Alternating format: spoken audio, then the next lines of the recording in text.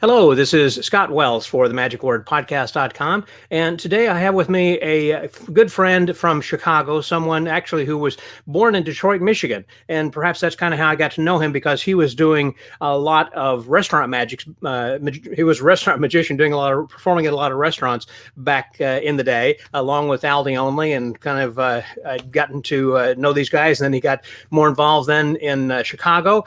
He goes to Abbott's on a regular basis, as Abbott's Get Together, I should say, as opposed to the Abbott's Magic Factory. So he has been attending Abbott since 1974. Been around for a long time. Graduated from Eastern Michigan, where he was had a degree in speech and in theater, which certainly helps a lot when you're going to be a magician. That's a good background to have, certainly. And after that, he went on a lot of school tours across the Midwest. He'd worked in amusement parks. He's worked on cruise ships, resorts. He's, of course, done trade shows, corporate work, banquets, hospitality suites, cocktail parties, like most of us, a lot. Now, one thing he has done that I haven't done is he's been on a USO tour, which I thought was pretty cool, back in 2013, and he circled the globe in 11 days. And I think we might get around to talk a little bit about that then too. He is he is a hypnotist. Again, that's another area I haven't gotten into, so I don't know. I know a little bit about that, but I really am not a certified hypnotist, nor tried to do a hip show. I've looked into it a little bit, but never really done that. He is a hypnotist. As I said, he's been doing a lot of work in restaurants, which led him eventually to work at the Chicago Magic Lounge, where he is the resident magician then right now, which I think is pretty darn cool. If you guys haven't been to the Magic Lounge, you need to get to Chicago, because that is a great venue, certainly. And Joey Cranford did a great job. He had an original place, then it was so successful, they then built a place specifically for magic. And this is the way that magic should be presented in the Chicago style. Well, I say Chicago style because Chicago style, I believe, is where you actually sit down at the table and then they come and join you. We'll talk about that a little bit then too. So please welcome my friend from Chicago, Mr. Jeff, the amazing Jeff Bibik. Hey there, Jeff. Thank you very much, Scott. Great to be here. Welcome to Chicago on the first day of spring. First day of spring, that's right. Yeah, we are here. We're recording this here on March the 20th, which is the first official first day of spring. Then, yeah, that's right. And you have a magic bar in your basement. Now, that's a cool thing I think about Illinois. I'm from Illinois originally, and I know we have basements there. In Texas, we don't. So that's in your basement. Then, right now, where we're recording this. Yes, it is. We bought this house. Oh, it's been a while, 1998. And one of the reasons we bought it is because one of the reasons I wanted to buy it is because of this knotty pine basement that existed. So probably sometime in the 50s or the 60s, this was built. It's got, as you can see, plenty of great shelving and great knotty pine along the walls. There are a couple of special tiles into the floor, including a fan of cards. And once I saw that fan of cards on the floor, I said, this is the house for us. It's got your name written all over it, basically. Indeed, yes. Yep. The only thing we're missing is a shuffleboard cord in the tiles. Well, that would kind of harken back to the days of the cruise ships. And well, that's true. My cousins had a shuffleboard cord in their basement. Did they really? Wow. Yeah. Now, was the bar already built there, or did you build that? No, it was already here. Uh-huh. So great shelves, but that made a great place to put my collection of magic-related stuff. Have you got some pictures and things like with Marshall Brodeen and Jay Marshall and all those guys? Maybe not so much in that way. I don't really. I mean, I've got a few of those things, but I don't really collect in that way. I started collecting things. Maybe I can bring the camera a little bit closer. I started collecting products that were either named a magic name or promoted in a magic way. So all the things you see behind me are vintage items that are magic polish, magic. Well, I've got a bunch of things, and maybe we could peek at them in a minute. So that's the kind of stuff I look for. Yeah, when I moved into my house in Omaha, we had a basement, and it had a bay window upstairs, and the way they had built that downstairs made for a bay window area, if you will, in the basement. So I had like a rounded alcove kind of an area that I built a close-up table and everything. Oh, so nice. and then I put some curtains in front of it. So that way, and then behind it. So whenever I had guests over, I actually had my own close-up parlor. Oh, that's neat. Yeah. kind of built in for about a half dozen people to view that, kind of worked in. So yeah, it'd be kind of an interesting thing. So when you were working in restaurants before, I remember Max and Irma's was a place that Al the Only worked. Is that a place where you had worked also, or not Max and Irma's, Carlos Murphy's. Carlos Murphy's, okay. Yes. There was also a Max and Irma's. I believe that was more of a Chicago thing, actually. In Detroit, there was Carlos Murphy's, and yes, we was that a worked there Mexican together. restaurant?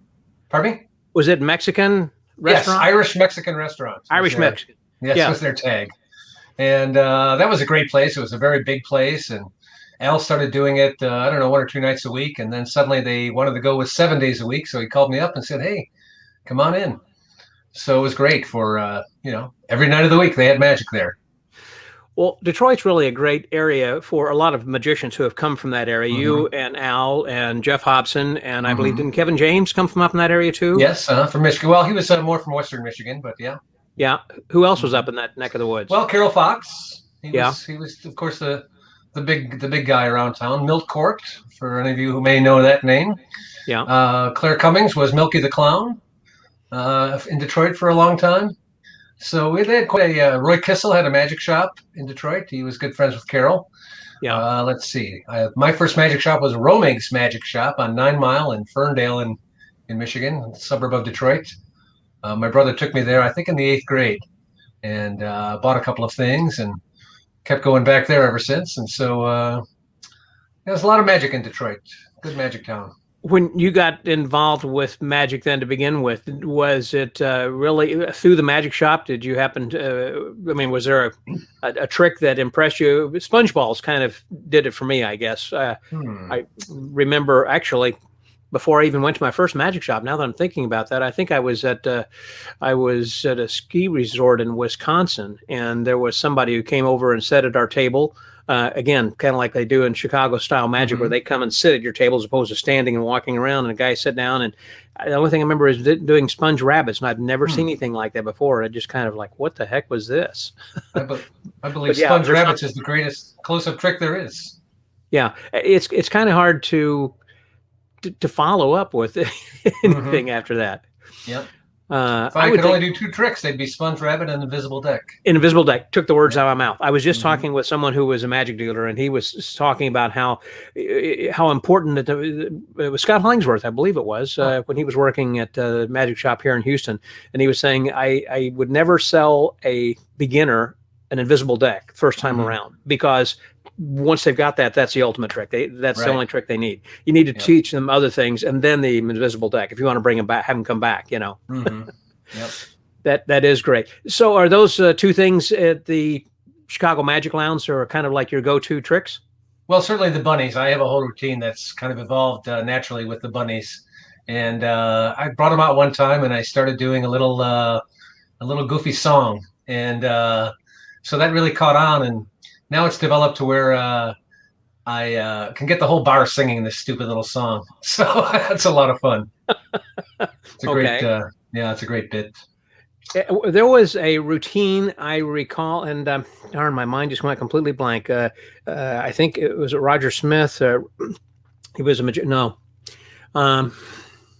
He was over in New Mexico, and he was an underground magician, friend of Roger Klaus's. Somebody's going to tell me who this is perhaps later, but the point is he had a great lecture, some great lecture notes, and he talked about a really interesting routine for sponge bunnies. And I hadn't realized or hadn't thought about that, but male rabbits are called bucks. So he involved dollars and bucks and things with this routine. Kind of interesting. Hair-raising. Yeah. So, before we get into the Magic Lounge and kind of leading up to that, I know, again, like I said, you were in Michigan, and you were working really with the after you were doing the theater and speech major in college. Did you do some restaurants at the time, or were you doing magic at the time? Oh yes, yeah, I was doing restaurants all the way along. I think that Carlos Murphy started in 1980, I believe. And or 81. So and I got out in 84. So Yeah, all the way along. Restaurants, some bars. I wasn't as good at working bars then as I am now. Didn't really understand them as much. What's the difference But between bar magic and just restaurant magic? the main thing I discovered quickly was that in a bar, people come and stay. In a Hmm. restaurant, people come in, they eat, and they leave. So Oh, if you have somebody sitting there for 3, 4 hours, you've got to be able to pace yourself. You have to be able to have enough material that you can keep them entertained. But at the same time, you don't have to be a trick monkey and just performing over and over and over. That's where you develop the personality skills to just have conversations with people and find out about them, and that's really where you build the rapport. And we've always heard that if they like you, they'll like your magic, and so that's certainly proved out in bars and restaurants. I think that's a very good point. Particularly at a bar, you want people to kind of stay and have more than one drink, Hmm. unless they're waiting to be seated at a table for dinner or something kind of like Right. that. But if they're going to be coming in and sitting for a while, you want them to feel as if that's a friendly bar they can kind of come back to, which Sure. again, I think would be more difficult as a bar magician than it would be as a restaurant magician. A restaurant magicians, you have patrons who will come back from time to time, and also you can show them a few new things if you've got some people who are regulars. But if you got a regular at a bar, they don't go in and have dinner necessarily. They're just at the bar, and so you'll be seeing those people, depending upon how frequent of a visitor, at least more than once a week. Hmm. But what I've So, learned about that situation is that those people, after they've seen you several times, is that they're still coming in, but now they're not so much watching you, but they're watching other people react to you. oh, to the very same So tricks they've already seen before, saying, "Hey, exactly watch what right. this guy's going to do." Yep.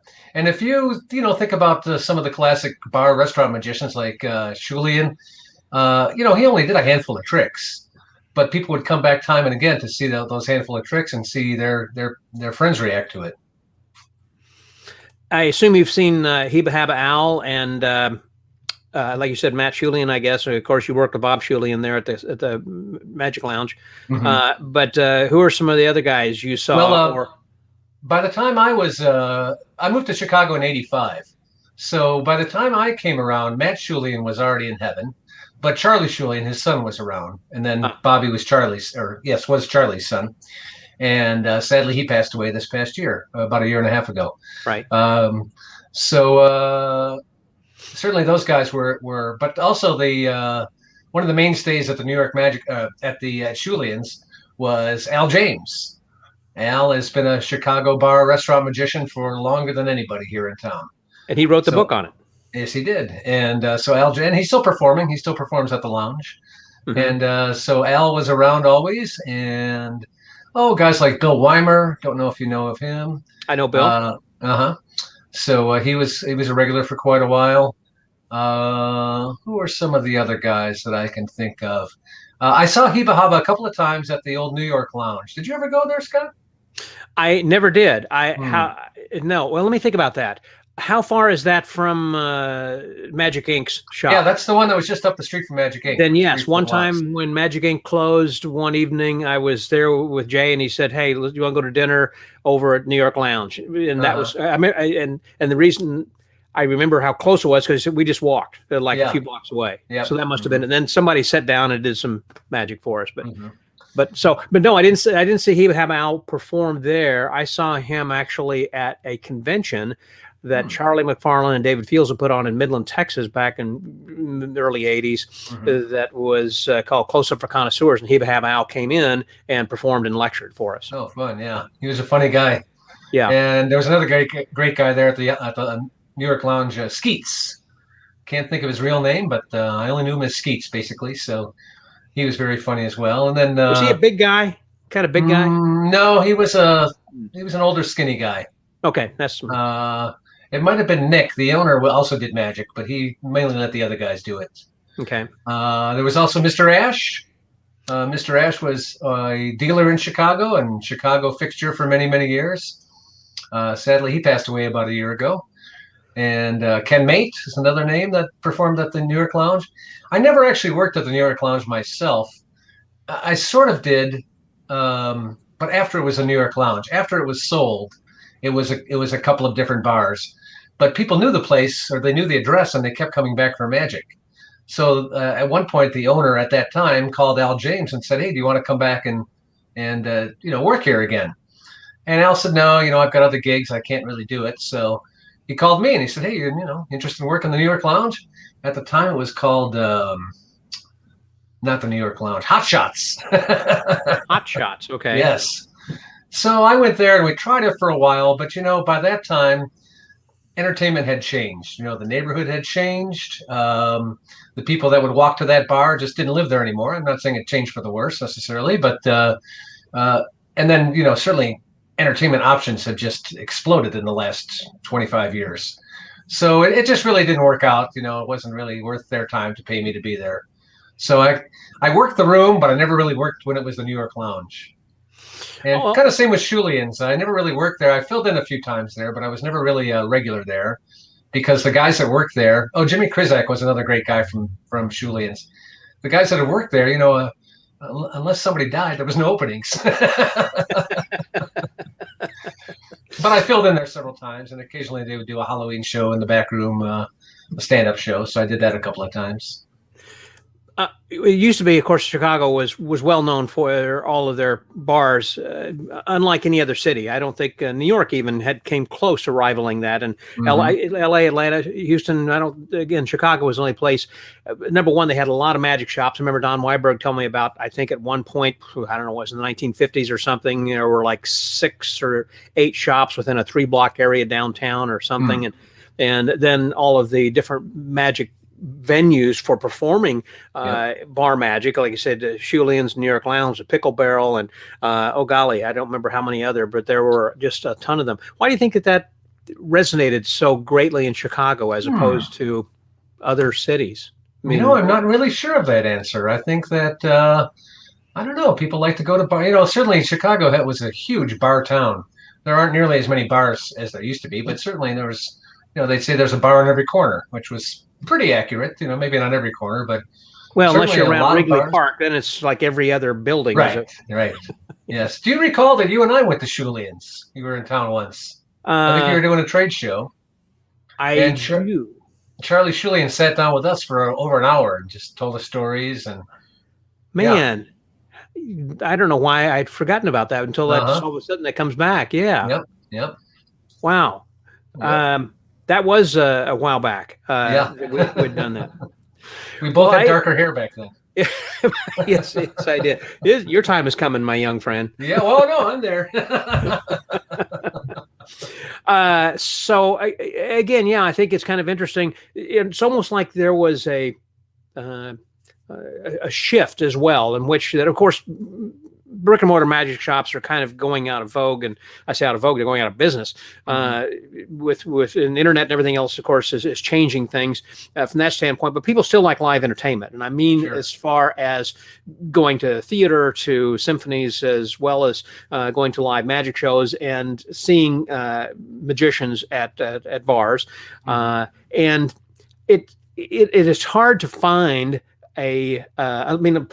magic seems to be more today for people who are doing close-up. And I say that because there are fewer and fewer illusionists who are going out and performing, because there are fewer venues where they can go out and do dove magic or big illusions, et cetera, and try to get their money back for their investment and everything, unless you're going on a tour, got an agent or whatever. But they're getting fewer and fewer.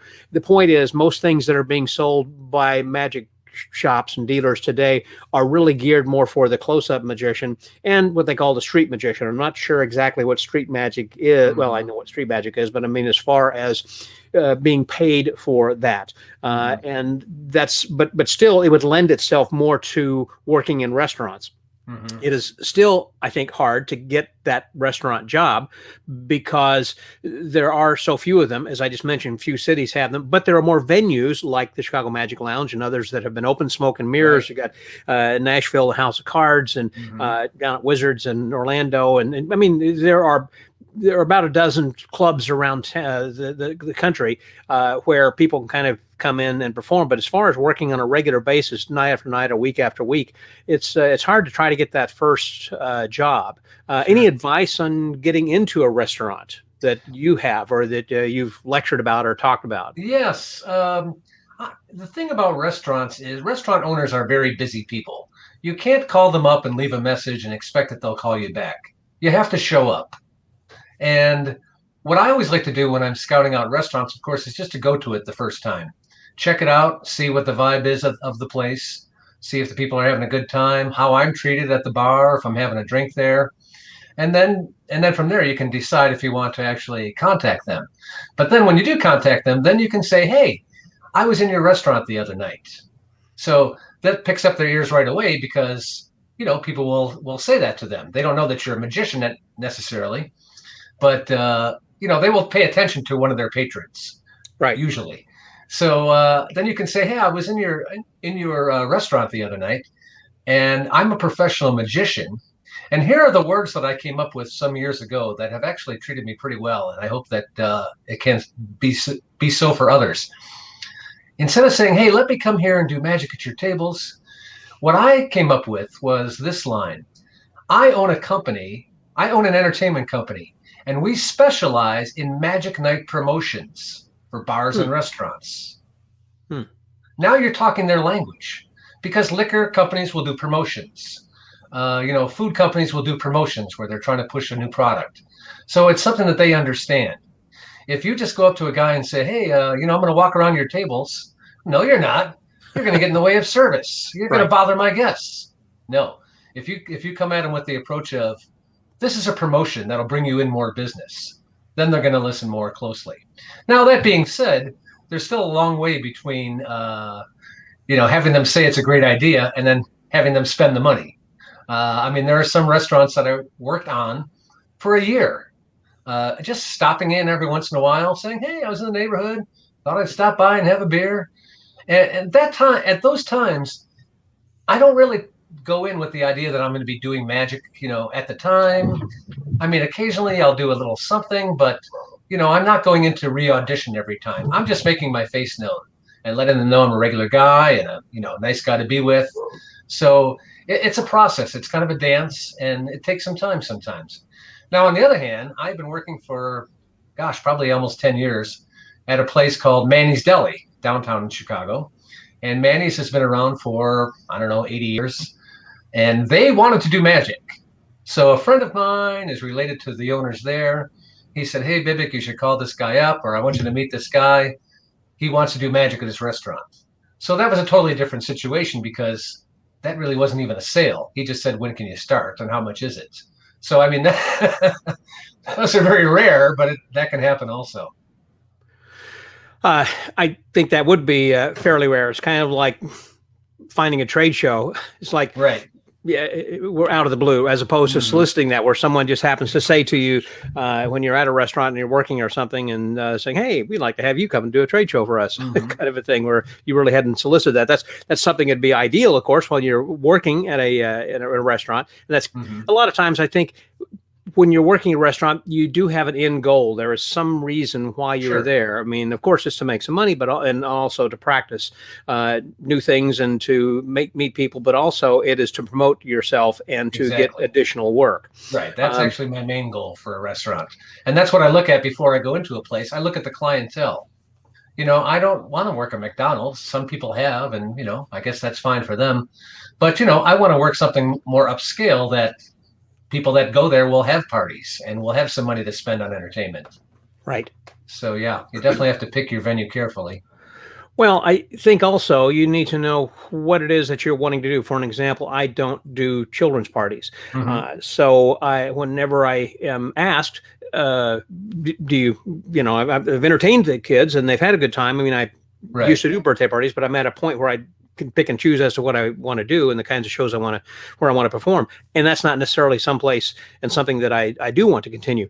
So that's part of it's one of the conditions of your parole, isn't it? Well, yeah. But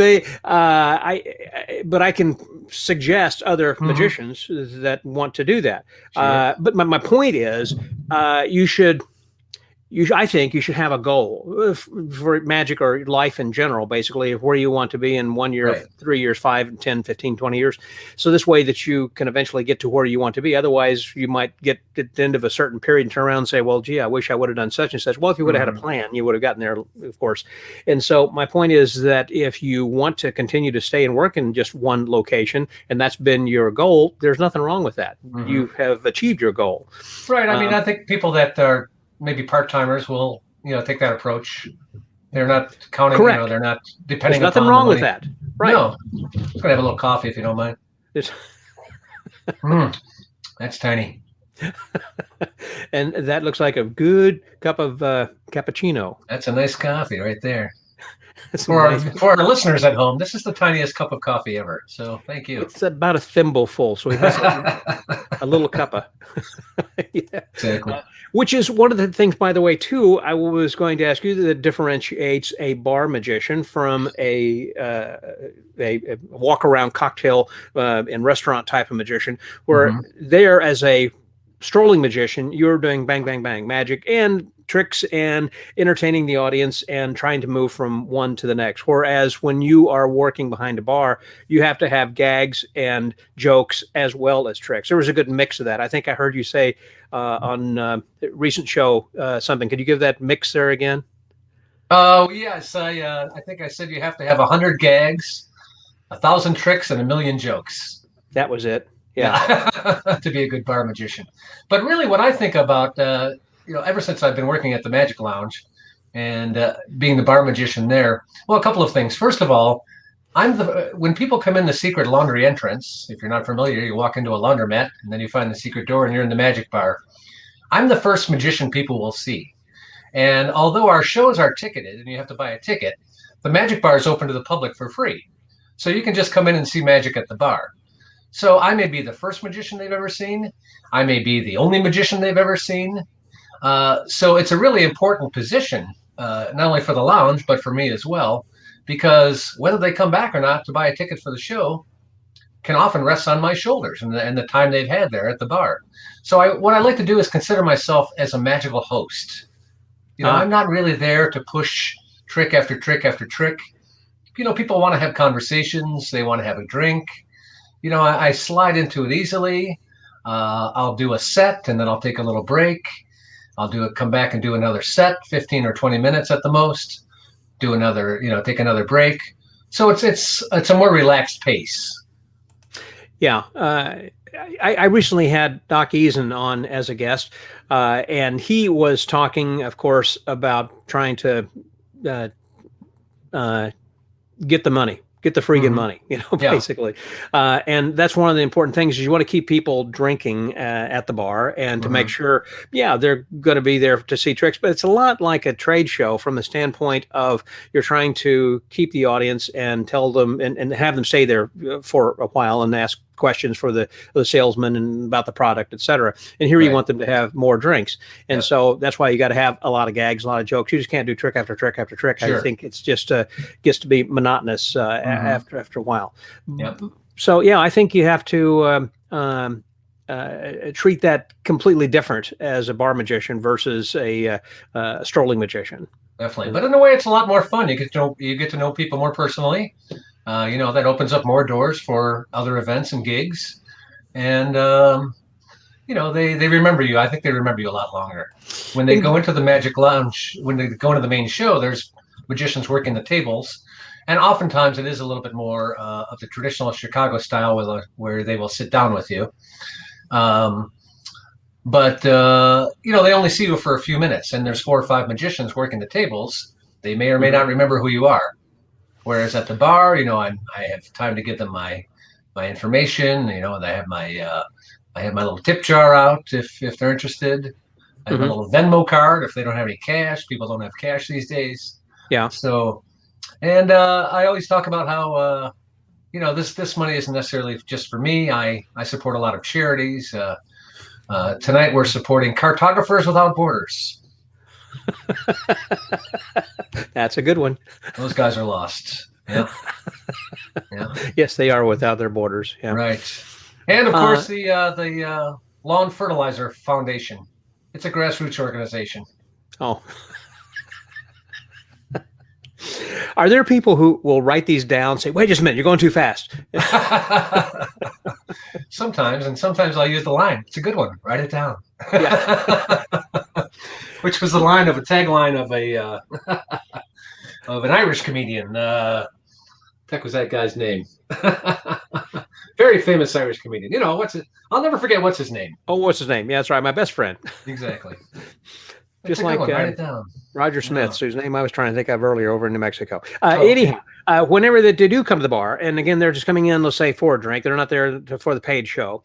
Are you kind of trying to entice them to say, hey, you might want to stick around for the show a little bit later? Or are you here for the show? And if not, let me tell you what's going on over there a little bit later. So you're kind of a salesman for that, I assume, as well? Absolutely, yeah. But what we found out, well, what happened fairly quickly at the lounge is that our shows were sold out. So, I mean, it wasn't really so much a matter of, hey, stick around for the show, because there's no availability. The main theater seats 120. When it's full, it's full, basically. Yeah. Right. There's no standing room.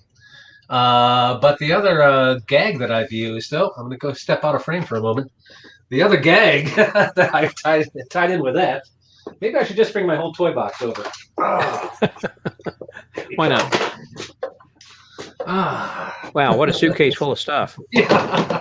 Look like Captain Kangaroo or another Banana Man from Captain Kangaroo. Yeah. This is something, let me come out this way so we can get a little bit. Oh, hi. So since our shows were sold out, oftentimes I say, hey, you guys seeing the show tonight? No, it's sold out. Well, then I'd lean in closer and say, hey, I don't normally do this, but I got some free tickets. And I give them one of these.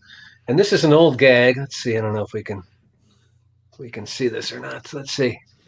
Oh, yes. Yeah, this is a free ticket. Yeah. Yes. This is good for, it's not good for anything. It's not good for anything. Yes. It's just free. It's a free ticket. It's not good for anything. It's just free. Yeah. So Fun Incorporated are selling these now. I mean, it's an old gag that's been around forever. But that's one of those things like on a roll of tickets kind of a thing. Exactly. They actually had rolls of tickets printed up. So when you buy a roll, there are 100 of them on there. So I can give them out. I can put my name on the back. And, people are excited. They think they're going to be getting a free ticket. And so I'm a dick. So, but a pleasant one. Yes. But certainly, people once they get excited. And originally I was showing people, people were interested. I'd take them for a peek inside of the theater, but we kind of put a kibosh on that because, we wanted to buy a ticket.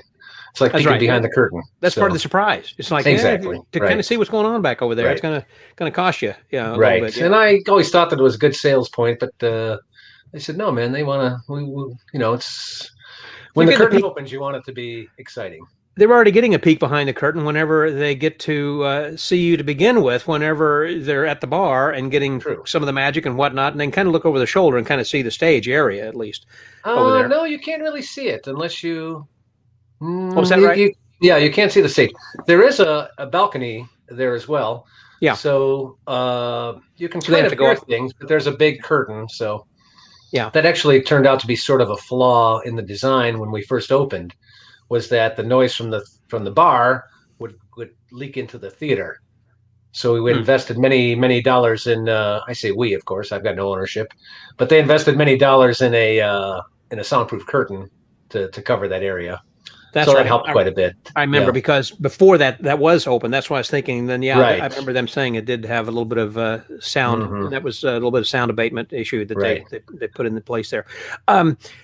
I noticed also, of course, you're using a close-up pad, and you'd mentioned recently where someone had actually stolen that pad. Have you had stuff stolen before like that, where you've had your props? I mean, when your back is turned, particularly as a bar magician, I would think they would think, "Oh, this is a fun thing. He probably got another one of these. I'll take this as a memento or something." I think it's happened. I mean, usually you have an idea, or you could see it happening, and they don't think you see them, but you do. But yes, I have this little carpet that I bought out of somebody's trunk in Colon, Michigan. Steve Weichel, I think it was. And some couple of ladies came in late one evening, and they were in town from Pittsburgh, I believe, and they were having a good time, and they decided they needed my little carpet. So I actually did not notice at the time. It was toward the end of the evening, and I'm packing up my stuff, and they leave. And about a day or two later, I said, "Hey, where the heck is my carpet? Did I leave it at the lounge? Where is that thing?" So then I was concerned that somehow it fell into the garbage. There's a garbage can right next to the magic bar there. It fell into the garbage and it's gone. So we reviewed the video tape, the security cameras. Yeah. Of course, they're everywhere these days. And I'm not a big fan of them usually, but in this particular case, we saw these two people, take the thing and put it in their purse.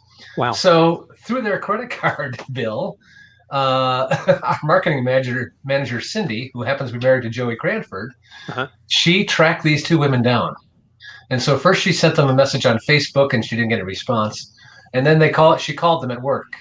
And I called the lady at work and said, hey, at the Magic Lounge, something's missing from the Magic Lounge. And we suggest that you return it before, this is made more public.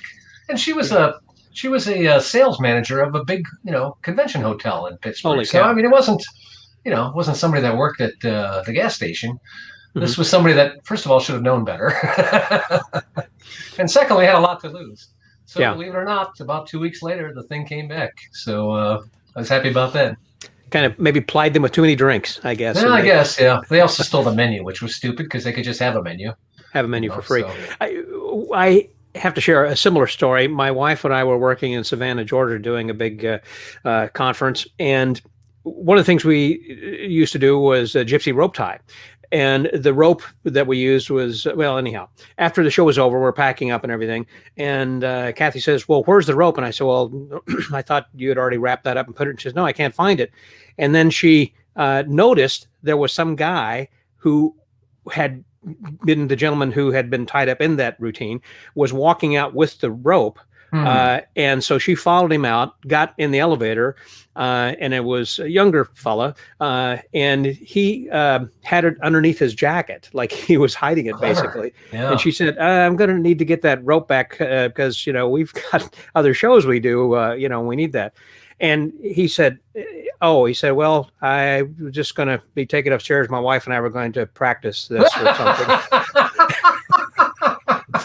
And, he sheepishly pulled it. And the guy was like, he wasn't the CEO, but he was like the vice president of the company or something, I mean, there were like 1,000 people there or something. And so it was like, this is really people. People. Yeah. It's like, I guess he'd had a few drinks and thought, this would be a fun thing to play with tonight. I don't know. Who knows? Well, have you had some other people who have been inspired to do magic and saying, hey, do you give lessons? And can you make recommendations to me of where I can go to learn more magic or something? Have you inspired people to do that? I believe so. Yes. I've gotten several requests to do some lessons. And, originally I wasn't that interested because many years ago I did a kids magic class and it was just terrible. They don't want to know about magic. They just want to know how it's done. And then that's it. Yeah. They have no interest in performing or any technique or anything like that. And because of that, I turned down an opportunity, which, speaking of, regrets later, guy called me on the phone one day. He says, hey, I'm 40 years old. I've retired and I want to learn how to do magic. And I said, I don't really teach, maybe call Magic Incorporated. And I hung up the phone and I said, what did I just do? This man is 40 years old and he's retired. Perhaps he's somebody that I should take on as a student. Yeah, he's doing something right. Yeah. So I tried to trace back the call and I was not able to find the guy. So, always say yes to your opportunities as they're presented. Yeah, that's good advice. I think perhaps should. Have there been some other things where you have been at the bar or perhaps back at the restaurant that were some interesting stories or interesting characters or having to deal with someone that was perhaps an unruly volunteer? Yes. When I did the show a couple of days ago for Franz, somebody asked about how do you deal with drunk spectators? And thinking about it later, I didn't really answer the question very well. But the answer is you don't deal with them. The great thing about working a restaurant is if you go up to a table and they're not receptive, you can always say, well, thanks, you guys have a great night, and you leave. Yeah. You don't have to stay there. It's a little bit tougher at bars because they're sitting there with you. It all depends. Most people are not trying to be destructive necessarily. That's not the word I'm searching for, but they're not malicious. That's the word. they're not doing it out of malice or, they're trying to find it. They're kind of they think they're just playing along. Right. So it all depends. And I can play too. I'll play along with them for a while. But if there are situations, at the Magic Lounge, we have management staff so we can come in and, kick the people out. We had oh gosh, I mentioned this the other day. We had a guy came in there one time. He says, help me. I swallowed a boomerang. Man, we must have kicked him out 10 times. But on an actual event, I was at the bar one night and I looked over and I said to the bartender, hey, does that woman have her breast hanging out? And he looked and he said, yes. So for whatever reason, this woman had taken her breast out and was sitting there at the table in front of the bar, not at the bar itself, but intentionally. I mean, it's like she had. And okay. Our manager, walked over to her and said, hey, you got to cover up. And she said, oh, well, I don't mind having my boobs out. And she said, we mind. Perhaps it's time for you to go. Yeah, that reminds me. The guys are saying, oh, thanks, Leslie. Of a story like at the Magic Castle some years ago I had heard, in which there was somebody doing a SpongeBob routine for some lady who had a low-cut dress, and as she did, one of them popped out. And so someone else was noticing. They were watching the routine. It was just in the bar area, so it wasn't one of the shows or anything. And so he was doing something else. And he kept doing another trick, and before long, more and more people were coming around because he was just trying to keep her more and more engaged in watching his hands, basically, and what was going on, rather than to say something. And then before long, I guess her husband had come over, said, "Oh, there must be a crowd. What's going on?" And went over there, and he said, "Hey," and he said, "Hey, you're exposing yourself." And she got embarrassed, and they left, and everything. It's like, okay. Here's one I ran into when I was working restaurants, working Carlos Murphy's, actually. Yeah. They had giant margaritas that were popular, like fishbowl type. Yeah. Exactly. So I was at this table, about 10 people, and this isn't a very pleasant story. I should forewarn you. Okay. I was doing the generic cards, my routine for the mental photography deck. Mm-hmm. And so there are many stages in that thing where magic things happen. The cards are blank. Suddenly there's a face of a card. Suddenly there's a back of a card. Suddenly they're all there. Suddenly they're all blank. Every time that something amazing happened, this woman took a big slug out of her margarita. All right. Okay. And I'm standing right next to her at the corner of the table.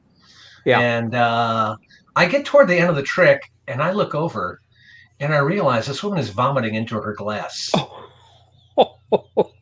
Putting everything back in that she had exactly just and consumed. More.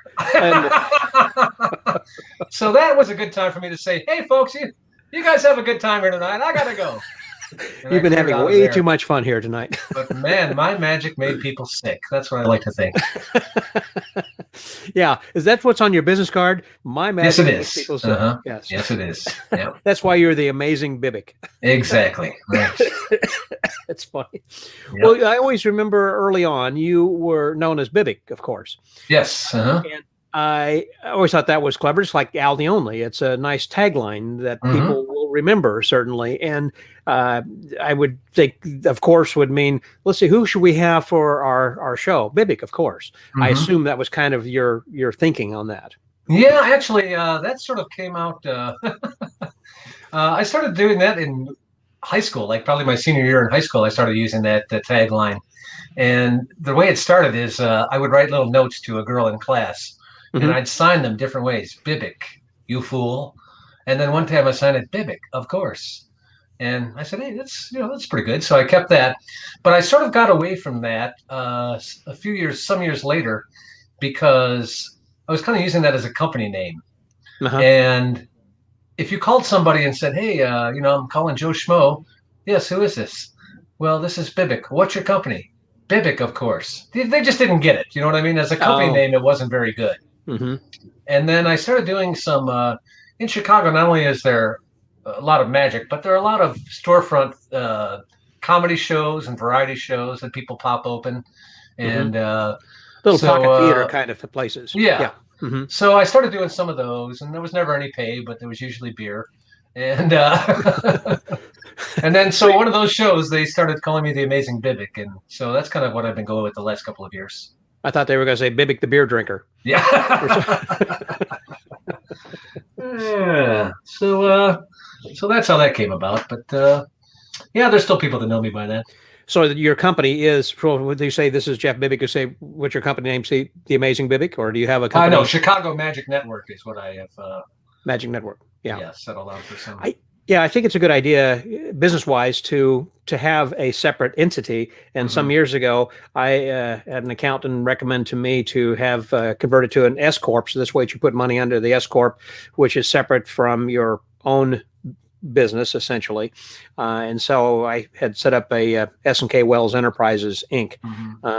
And so I think it's a good idea. People are thinking about having this as a taxable business, and it is a business, and it depends upon what you want that to sound like whenever you are calling companies. And if you're wanting to do more corporate work, if you're doing birthday parties, it's still a good idea to have an S-corp, but you don't necessarily have to have a corporate sounding name necessarily. It could be Jim Bob the Clown company or something, you know. Right. Yeah.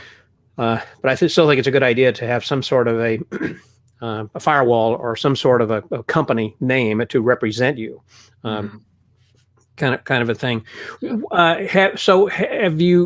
you still do a lot of trade shows? Let me rephrase that. What I mean is, do you do trade shows and a lot of corporate stuff in addition to working at the Chicago Magic Lounge? Because that's really a sweet gig. As far as I kind of think you've got a bird nest on the ground there of a plum job of people who would love to have your position to be that bar magician behind a beautiful bar in a great city, and people are coming in and having fun then all the time. But do people then also ask you, hey, I want you to come and do this show, or can you fly to Dubai to do a week or whatever? And do you do that from time to time and get somebody else to come in, fill in for you? And how do you go about selecting somebody, or is there go ahead? Yeah, they've always been very flexible with our schedules. Obviously, I want to be there as much as I can, but certainly they are, familiar with getting out to do private parties and stuff. I've not flown to Dubai, but I have flown to Davenport. So there you go. Oh, same thing.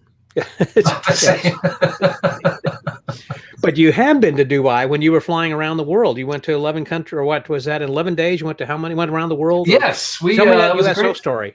Yes, it was a great experience. David Seabach, an illusionist from Milwaukee, many people know. Yeah. Hey, today's his birthday. Happy birthday, David. March 20th. Okay. Yes. He called me up one day and he says, hey, do you do mentalism? And of course I said, sure, of course I do. So he had been contacted about doing this tour. And it was 5 people. David Seabach, his assistant Karen Burris, a friend of ours from Chicago, who is also a guitar player and singer, but she's been a box jumper for many years and does magic and clowning as well on her own.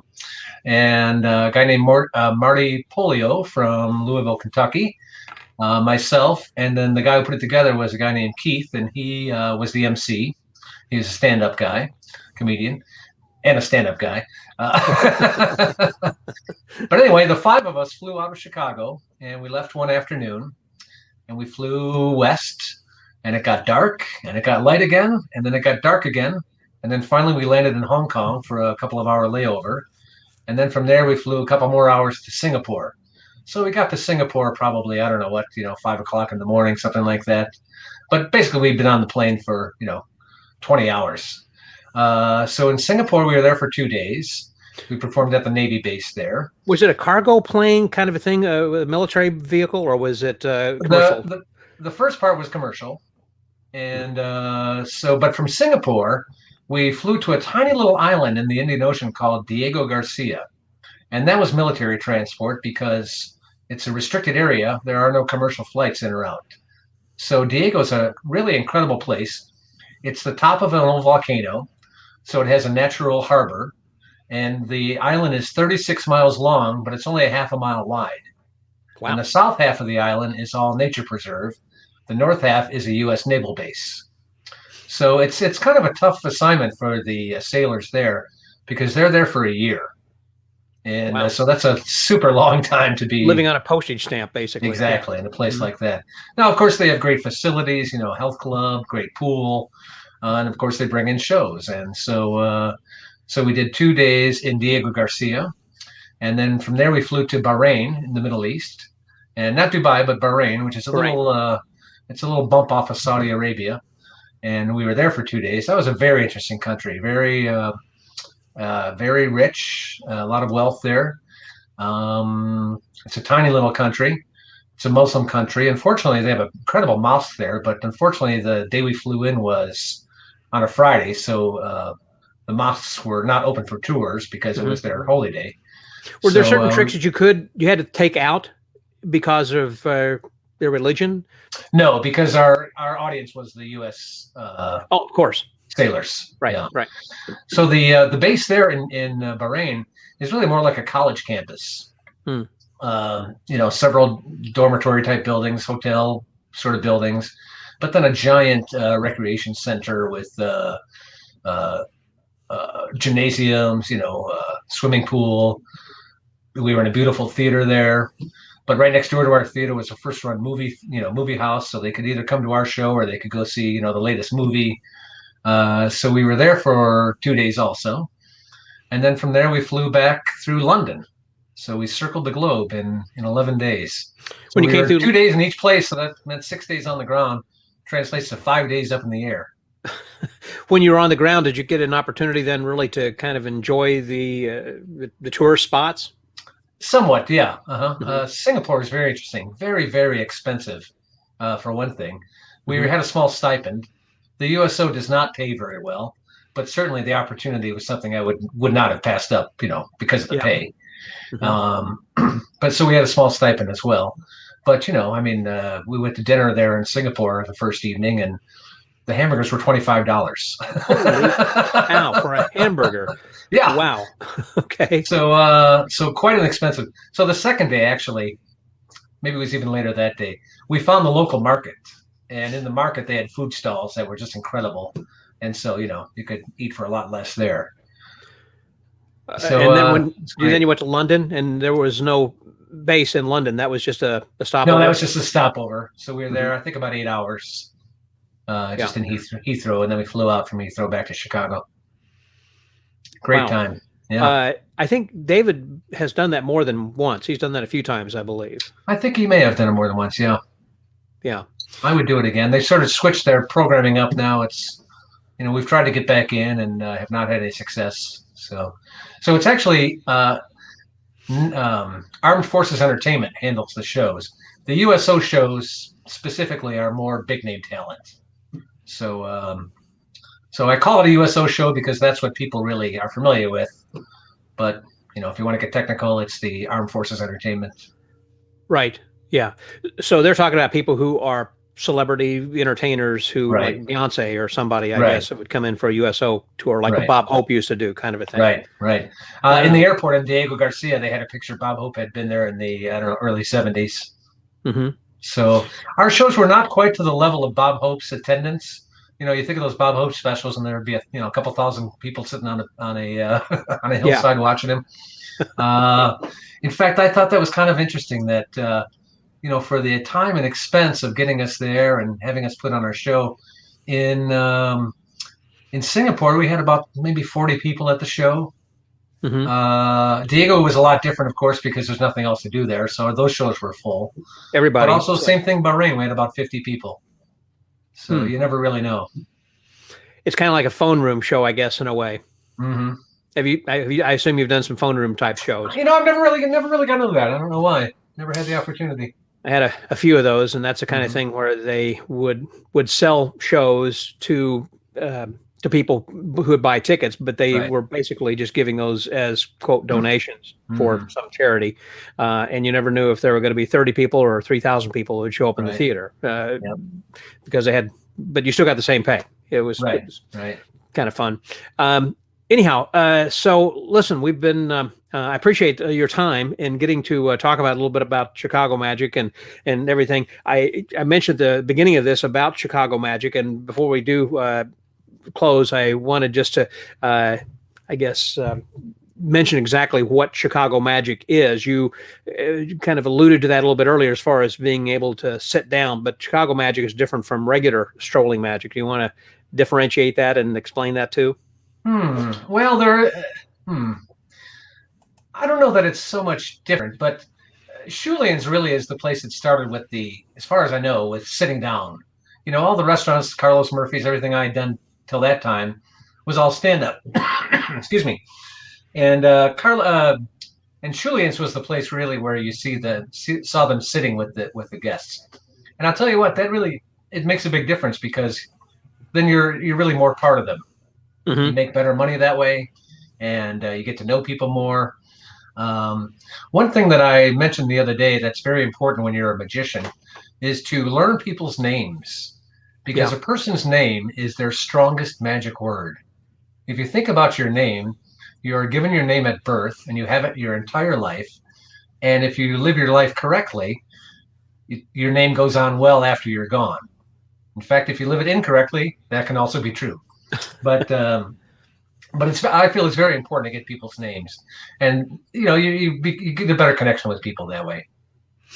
That's right. And so I think that's one of the things that's important as far as trying to develop that short-term memory. You don't need to remember their name for the rest of your life or anything, but it's something, just paying attention. And I think that a lot of times that is a problem with humans in general, that we don't pay attention to listen to what someone is saying to us. Whenever we're shaking hands with somebody, we're typically mentally sizing them up. What kind of conversation do I want to have with this person? Where do I think they fit in the socioeconomic sphere of people I've met, and et cetera? And by that time, they've already told you, hey, my name is Sam. And then later, sorry, what was your name then again? It's like, well, I already told you.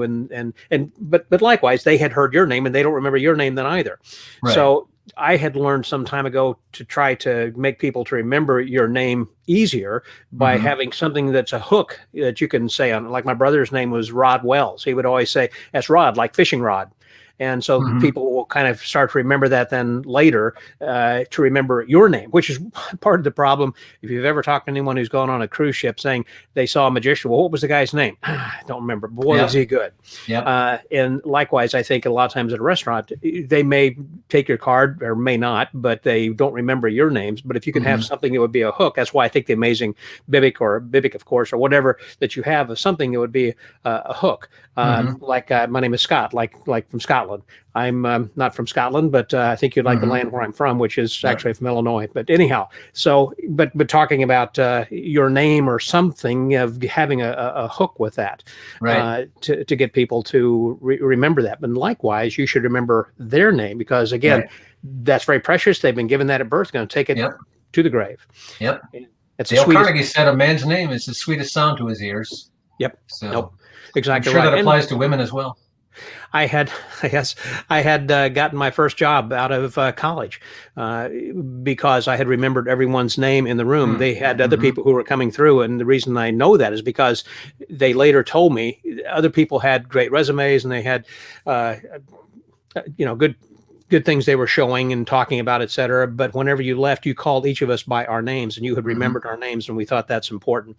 So very powerful. There you go. And so same thing whenever you're leaving a cocktail party at the end of the evening and saying, hey, thanks, Jim and Julia. Appreciate that, Steve, and everybody, as you're walking out, that everyone you just talked to the last couple of hours, and they're going to remember you, because it's like, what was that guy's name again? He remembered me. It's not they're going to remember the trick so much as that you remembered their name. That's how important I think that is. I do that quite a bit at the Magic Lounge. As people are coming in, I say, welcome, come on in, get a cocktail.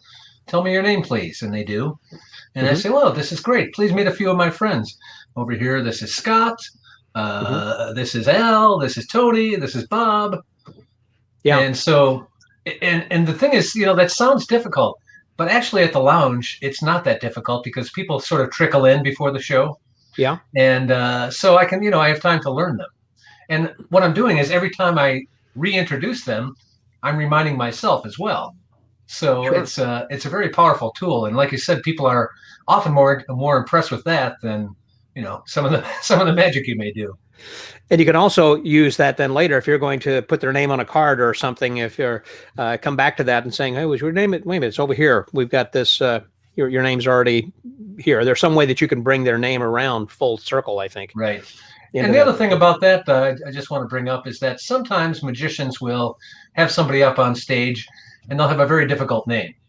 And rather than say, how do you spell that? Or tell me again what your name is, please. They'll just say, well, I'm going to call you Judy. Yeah. Well, it gets a laugh from the audience, but you've just diminished that person. Their name is not Judy.